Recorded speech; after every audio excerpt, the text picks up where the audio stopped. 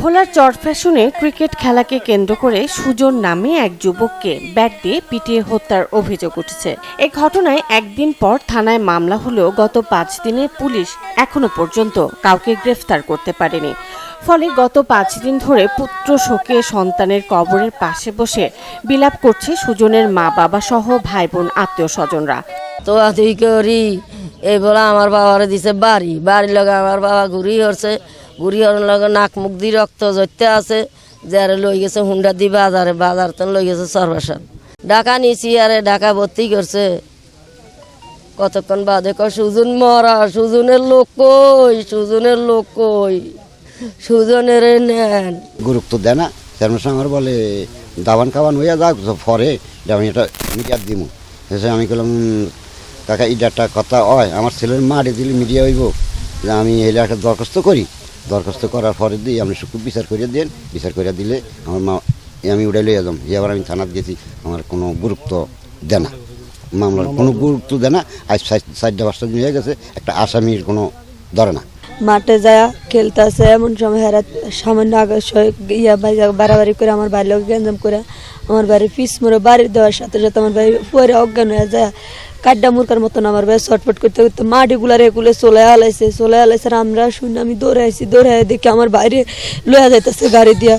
আমি সুস্থ বিচারছে, আমার বাইরের খুনিকে বিচারছে। এই এলাকার মানুষ সবাই কান্না করতেছে যে ওরে খালি কেন এমন বাড়ি দিল, ও তো কোনো দুষ্টামি করে না, কিছু করে না, কেন ওরে এমন করলো।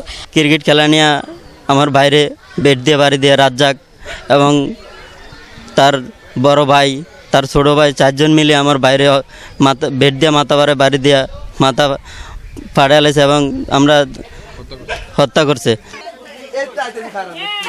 এই ঘটনায় সুজনের বাবা বাদী হয়ে 7 জনকে আসামি করে চরফ্যাশন উপজেলার দুলারহাট থানায় একটি মামলা দায়ের করেন।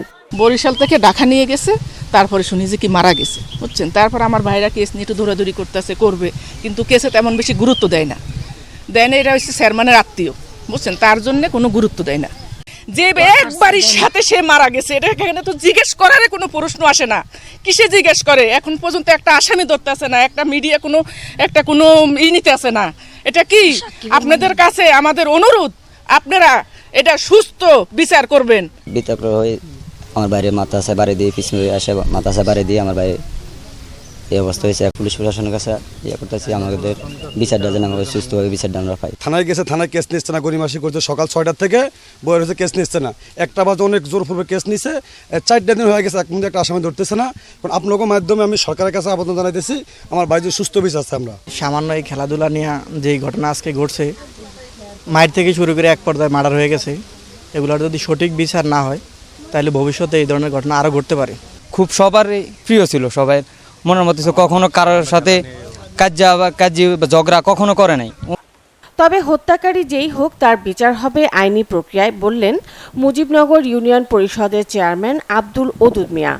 আমরা কোনো আত্মীয়জনের এই সমস্ত এগুলো সাপোর্ট দিই। আমাকে যে ছেলের ঘটনা করছে ওই ছেলে ফিজিক্যালি চিনিও না, আমরা সাপোর্ট দিতে দূরের কথা, কেন আমরা সাপোর্ট দেবো? এদের বিচার হোক, এটা আমিও চাই, এবং যারা অন্যায় করছে তাদের বিচার হোক, এটা আমিও চাই।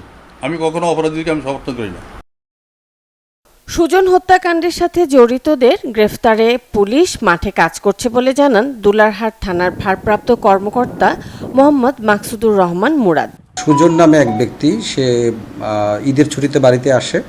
তো আসার পরে তারা স্থানীয়ভাবে ক্রিকেট খেলায় অংশগ্রহণ করে। সেই ক্রিকেট খেলায় একটা একই পক্ষে রাজ্জাক নামে একজন ছিল, তার সাথে তার বিরোধ হয় এবং বিরোধের এক পর্যায়ে রাজ্জাক তার বন্ধুবান্ধব এবং তার ভাইটে সহ আত্মীয় স্বজন আসার পরে তারা তাকে আক্রমণ করে। এক পর্যায়ে তার মাথার পিছনে ব্যাট দিয়ে আঘাত করে, যে আঘাতের কারণে তার রক্তক্ষরণ হয়। পরবর্তীতে তাকে চিকিৎসার জন্য চরফ্যাশন, বরিশাল এবং পরবর্তীতে ঢাকায় নেওয়ার পর চিকিৎসাধীন অবস্থায় সেই রাত্রে মারা যায়।